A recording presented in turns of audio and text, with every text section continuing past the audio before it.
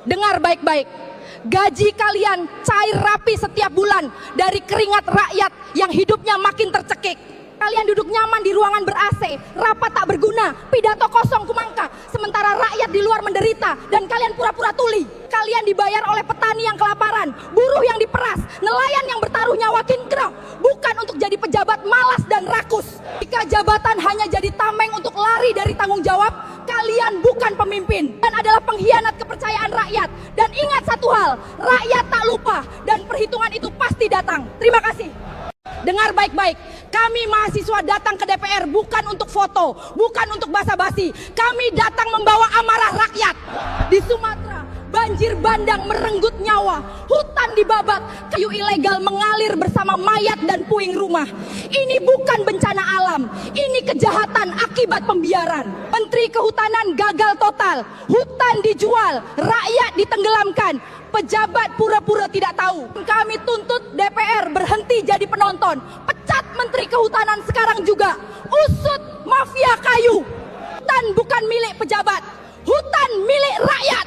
Dan jika negara diam, mahasiswa tidak akan diam. Pimpinan DPR yang kami hormati, saya bicara sebagai mahasiswa dan sebagai suara rakyat. Di Aceh Tamiang terjadi bencana, rakyat butuh pertolongan.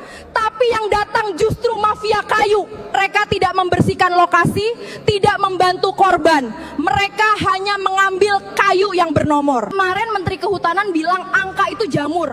Kalau benar jamur, kenapa dipilih, diangkut, dan diamankan? Di lokasi ada polisi dan TNI, tapi semuanya diam. Apakah hukum hari ini hanya berani ke rakyat kecil, tapi lumpuh saat berhadapan dengan orang penting? Yakin, mafia kayu tidak mungkin bergerak tanpa bekingan. Jika ini dibiarkan, yang rusak bukan hanya hutan Aceh, tapi kepercayaan rakyat terhadap negara. Bapak-bapak DPR di sini, berhenti duduk nyaman, dengarkan suara kami. Kami mahasiswa menolak keras kebijakan bodoh ini. Di saat rakyat Sumatera terendam bencana, saat saudara-saudara kita kelaparan dan terjebak lumpur, pemerintah malah memperlakukan bantuan kemanusiaan dari diaspora seperti komoditas impor yang harus dikenai pajak.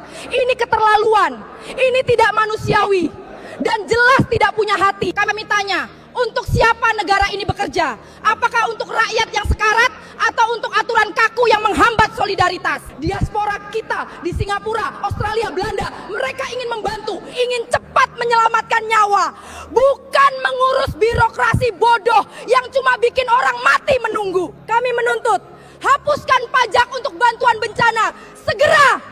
Jangan biarkan birokrasi membunuh kemanusiaan. Jika pemerintah masih membiarkan ini, berarti kalian bukan melindungi rakyat, tapi membiarkan mereka mati karena kertas dan peraturan. Terima kasih. Terima kasih.